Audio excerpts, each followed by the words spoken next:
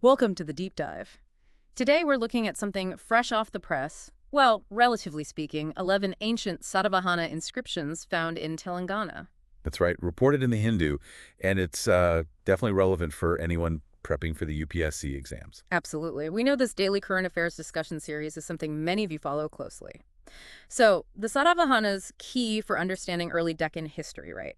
Both mains and prelims. Definitely, their political structures, culture, it's all crucial. These inscriptions, they date from around the 1st century BCE up to the 6th CE. Wow, that's a long span. It is, and they're in Prakrit language, using the Brahmi script.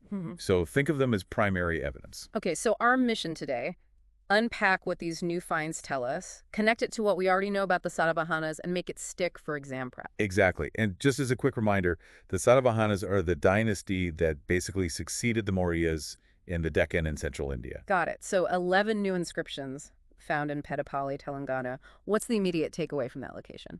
Well, the big thing, geographically speaking, is that it really strengthens the idea that this part of Telangana was part of Asmaka. Asmaka, one of the 16 Mahaja Apadas. Precisely, one of the great early states. So finding these Satavahana inscriptions there underlines the historical significance of the region, its early connections to major political centers. It wasn't some isolated area. Okay, so it anchors Telangana firmly within that ancient political map. Fascinating. Now let's zoom out a bit. For anyone needing a quick refresher on the Satavahanas themselves. Sure. So timeline-wise, we're looking roughly from the 1st century BC to the early 3rd century AD. They started out mainly in northern Maharashtra, the upper Godavari Valley. Right.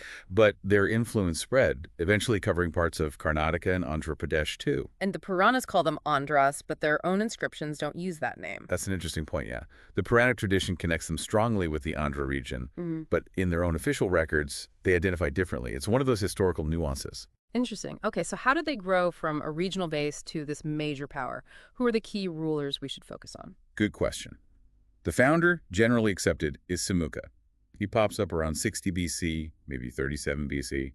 We know about him partly from the Nanagat inscription. Okay, Samuka the founder. But the real heavyweight, the one often called the greatest Satavahana ruler, is Gautamiputra Satakarni. Ah, yes. Heard that name.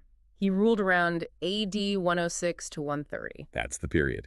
His big claim to fame was defeating the Shakas, specifically the Kshaharada lineage, and their ruler Nahapana. Right, the Shakas were a major rival power. They were. And Gautamiputra didn't just beat Nahapana. He actually restruck Nahapana's coins with his own symbols. Wow, talk about making a status. Exactly, a very clear symbol of conquest and reclaiming territory. His empire stretched pretty far from Malwa in central India down towards Karnataka. Impressive reach. What happened after him? Did they maintain that momentum? Well, his successor, Vashishthaputra Pulamai, ruling roughly AD 130 to 154, made a significant move. He shifted the capital to Python, or Pradestan, on the Godavari River. Strategic shift, maybe? Possibly. His reign also saw the Andhra region becoming more integrated. Oh. And he had this complex relationship with Rudradaman, the western Krishapa ruler. There was conflict, but also a marriage alliance. Politics as usual, even back then. Mixing war and marriage. Seems like it. Then later, you have Yajna Sri Satakarni, around AD 165-194. He's known for winning back some territories they'd lost, like North Konkan and Malwa. So a period of recovery. Yes, and he's particularly famous for his connection to trade. His coins often feature ships with masts. Ships. That clearly points to maritime activity, right? Absolutely. His reign is seen as a peak time for their sea trade. Those coins are tangible proof of their economic reach across the waters. That's fascinating. So coins with ships, expanding territory. What else do we know about their daily life, their economy? What was the material culture like? Archaeology gives us a lot of clues.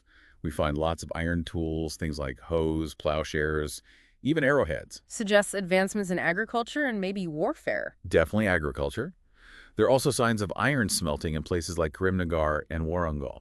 More iron tools mean better farming. Makes sense. And in the Krishna Godavari Delta, which is super fertile, they seem to have adopted paddy transplantation. This really boosted rice production. It became a major rice-growing area.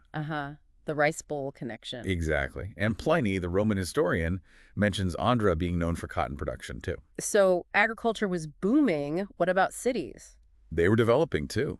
Sites like Petabankers show evidence of proper planning, brick buildings, wells, even drainage systems. Pliny actually mentioned about 30 walled towns in the eastern Deccan during that time. 30 walled towns. That implies significant urbanization and maybe concerns about security. Could be both. And the trade aspect. It's reinforced by the sheer number of coins found, both Roman coins and Satavahana coins, especially in that Krishna Godavari region. Shows it was a hub. Right, the coins again. You mentioned ships, but what other symbols did they use, and what were the coins made of? Good question. The language on the coins, like the inscriptions, was Prakrit symbols. Huh.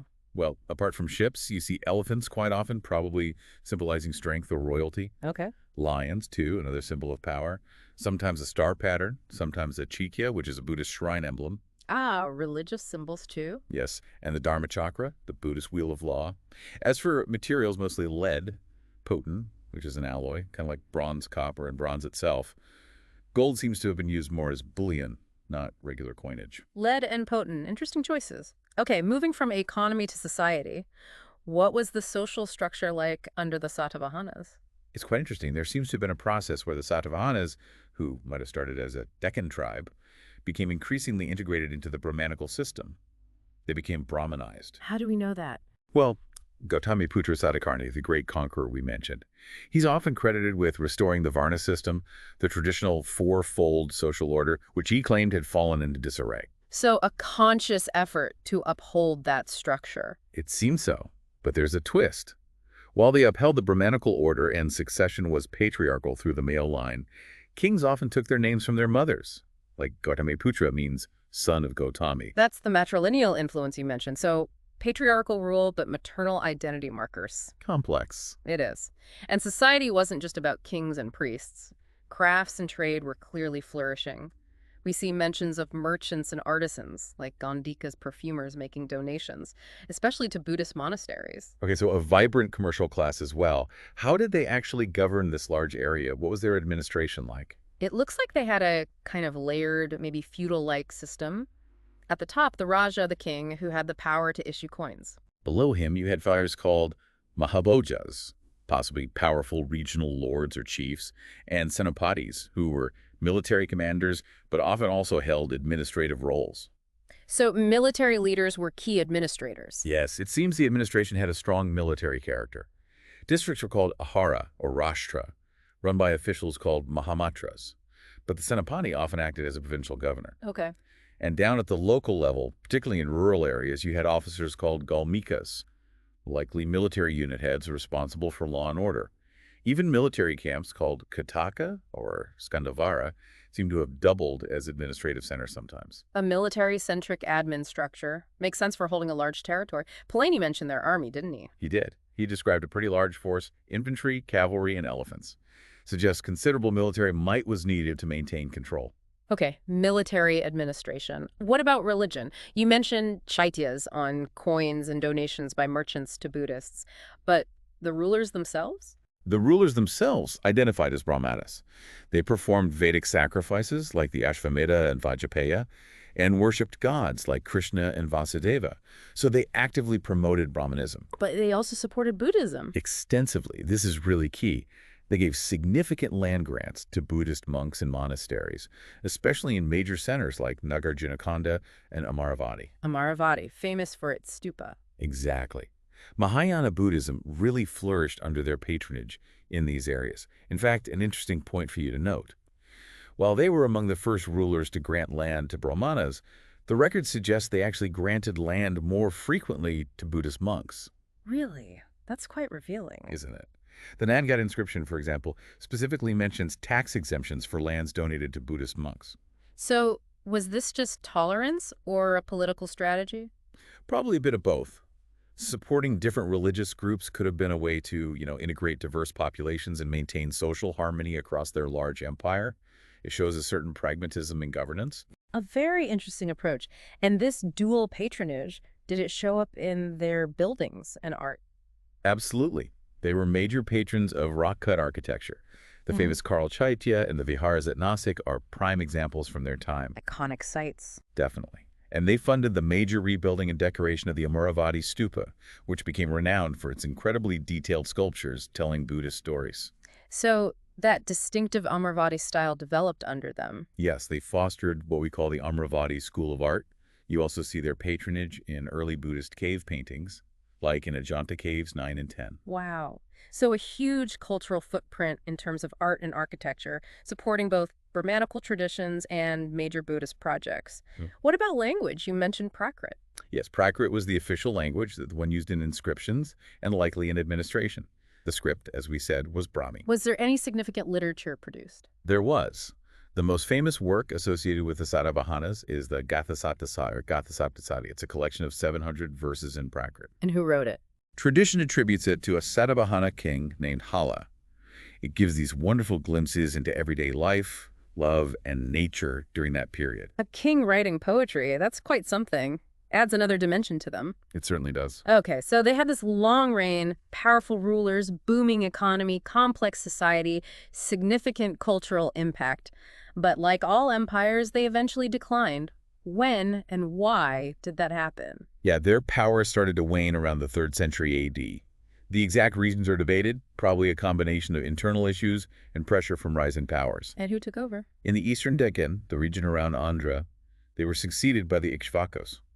Interestingly, the Ikshvakus continued the Satavahana tradition of supporting Buddhism, especially at Nagarjunakonda. Ah, some continuity there. Definitely.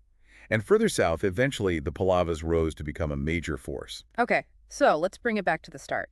These new inscriptions in Telangana, they're adding another piece to this already rich puzzle, aren't they? Exactly. They reinforce the Satavahana's early presence and influence in that specific region, linking it back to the Mahayana period and highlighting the dynasty's role in shaping the entire Deccan. We've touched on their politics, economy, society, religion, art. It's a multifaceted legacy. And for you listening, particularly UPSC aspirants, grasping the significance of the Satavahanas, their administration, their economic base, their unique approach to religious patronage, their cultural contributions is vital. It helps understand the foundations of medieval and even later South Indian history. Absolutely. This isn't just ancient history. It's part of the subcontinent's foundational narrative. So maybe a final thought for you to chew on.